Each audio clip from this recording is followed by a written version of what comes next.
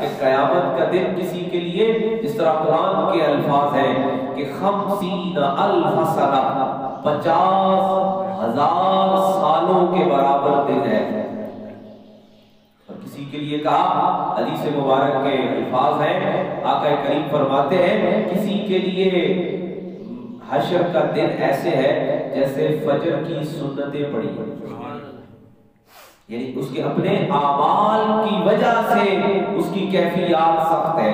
کسی کے لیے کہا اس کے لیے حشر کا دن ایسے ہے فجر کی نماز پڑھ کے ظہر کے انتظار میں ہے، یعنی اس کے لیے اس دن کی جو شدت ہے، جو سختی ہے، اس کا دورانیہ اتنا ہے۔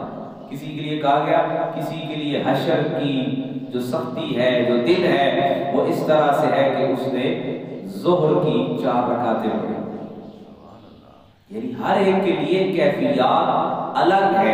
فرمایا وَلَوْ تَرَىٰ إِذْ وُقِفُوا عَلَىٰ رَبِّهِمْ، کہ جب یہ اپنے رب کے حضور پہنچیں گے، اب رب کے حضور پہنچنے کی کیفیت ہر ایک کی الگ ہے۔ نبیوں نے بھی پہنچنا ہے، اہل ایمان نے بھی پہنچنا ہے، کفار نے بھی رب کے حضور آنا ہے۔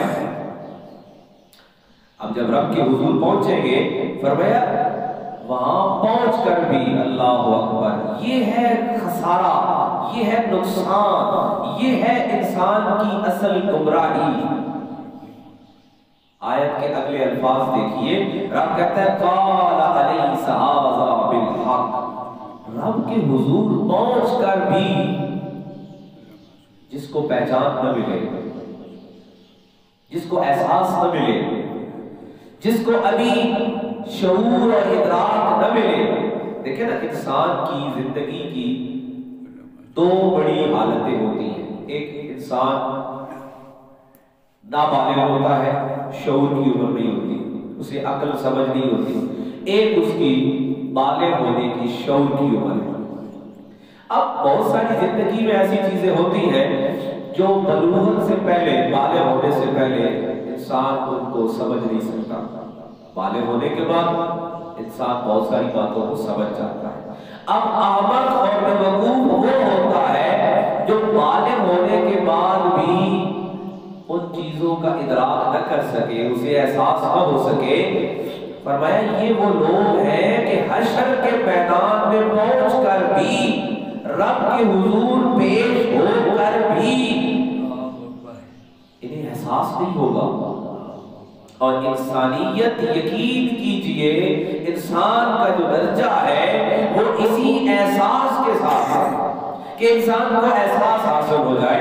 مجھے اپنے ایک استاد محترم کا ایک جملہ یاد آیا، وہ ہمیں پڑھاتے ہوئے کہا کرتے تھے انسان کی زندگی بڑی آسان ہے اور بڑی دشوار بھی ہے۔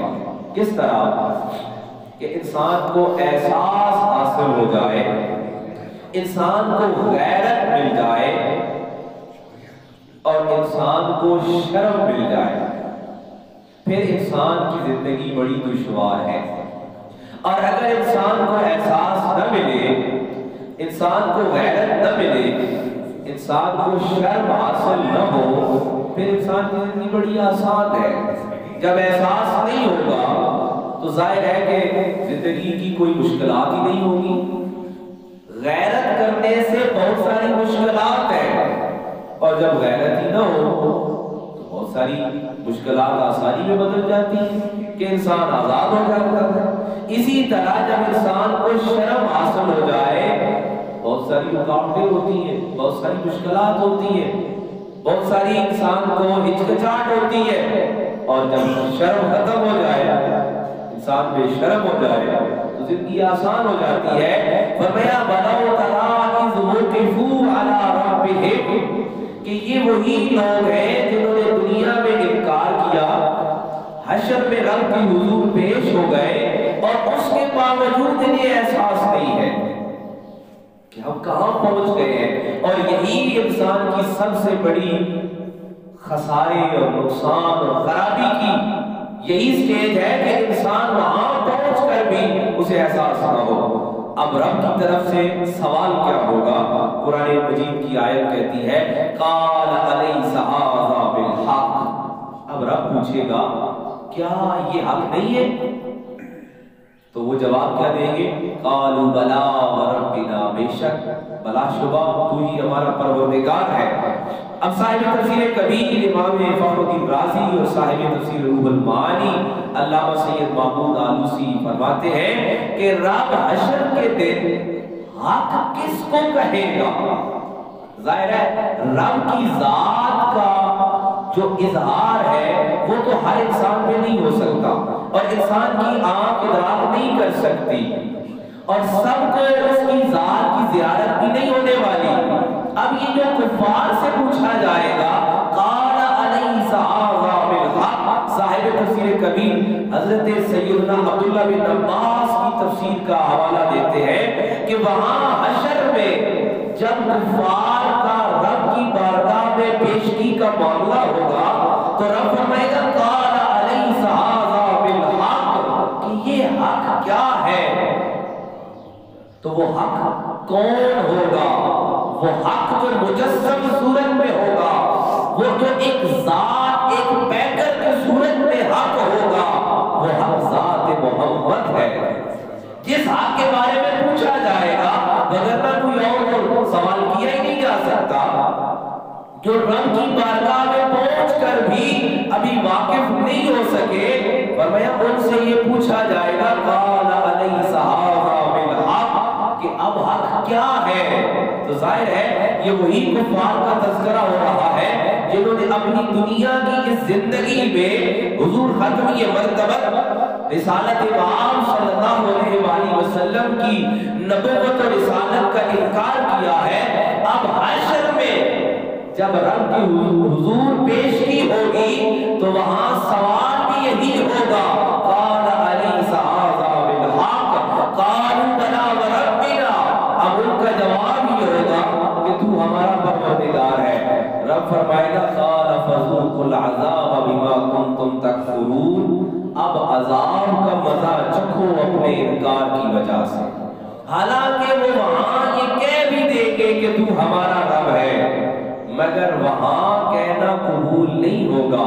اب سیدنا صدیق اکبر رضی اللہ تعالیٰ عنہ کا وہ جملہ ذہن میں لائیے کہ جب مشرکین مکہ نے کہا نا کہ اے صدیق ہم رب کعبہ کو مانتے ہیں، تو سیدنا صدیق اکبر نے فرمایا کہ عقل کے اندر رب کعبہ کا تو سوال ہی نہیں ہے، تقاضا ہی نہیں ہے، ریکوائرمنٹ ہی نہیں ہے، سوال ہے رب محمد کا، کہ جو رب محمد صلی اللہ علیہ وآلہ وسلم بتا رہے ہیں کیا اس پر ایمان لائے ہوئے یا نہیں؟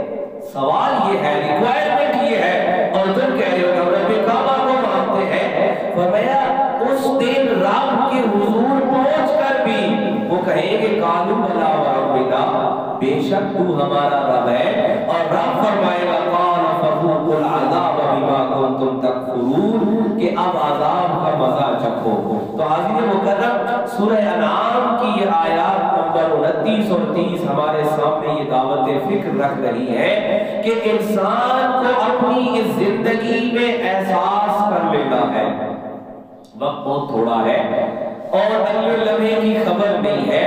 فرمایا کہ جو اس انتظار میں ہے نا کہ ہم فلاں وقت پہ توبہ کریں گے، فلاں وقت پہ ہم پلٹیں گے، ان کے لیے خبر یہ ہے کہ وہ حشر میں پہنچ کر بھی اس احساس سے محروم رہ جائیں گے۔ لہذا احساس کرنے کا، پلٹنے کا، لوٹنے کا وقت یہی دنیا کا وقت ہے، اور لوٹنا کس طرف ہے، پلٹنا کس طرف ہے؟ پلٹنے کے لیے، لوٹنے کے لیے ایک ذات محمد ہے جس کی طرف لوٹنا ہے۔ تو حاضرین مکرم وہی ذات مقدس، وہی ذات مبارک دراصل اس کائنات کا محور و مرکز ہے، جہاں سے فلاح بھی ملتی ہے، جہاں سے کامیابی بھی ملتی ہے، جہاں سے ہدایت بھی ملتی ہے۔ رب العالمین کی بارگاہ میں دعا ہے کہ الہ العالمین ہمیں توبہ کی توفیق